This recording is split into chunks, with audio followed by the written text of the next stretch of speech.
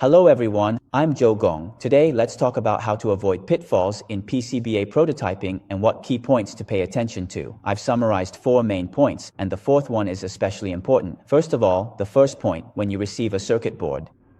We need to analyze whether any components on the circuit board have been discontinued, are out of stock, or are still available on the market. If you can't buy them anymore, then you need to consider whether there are alternative components or if the design needs to be modified. Second, check if there are any chips on the circuit board with their markings removed, making it impossible to see the model number. If there are, you should consult a professional to see if, through circuit analysis and pin configuration, or by using methods like decapsulation or other instruments, you can identify its model number. You must identify all the model numbers before you can proceed with copying the board.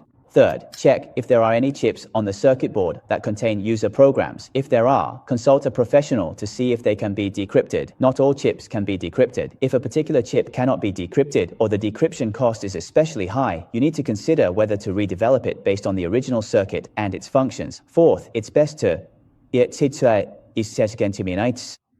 that is, find a service provider that offers a one-stop solution for decryption, board copying, prototyping, debugging, and production. You hand everything over to them, and if any issues arise, you just contact them. This is the best approach. Why do I say this? Let me give you an example. If you use one company for decryption, another company for board copying, buy the components yourself, and yet another company for assembly, then if there are problems with the finished product, is it because the circuit board wasn't designed properly, or the decryption wasn't done right, or maybe the components you bought were incorrect, fake, old, or defective, or perhaps there was an issue during assembly?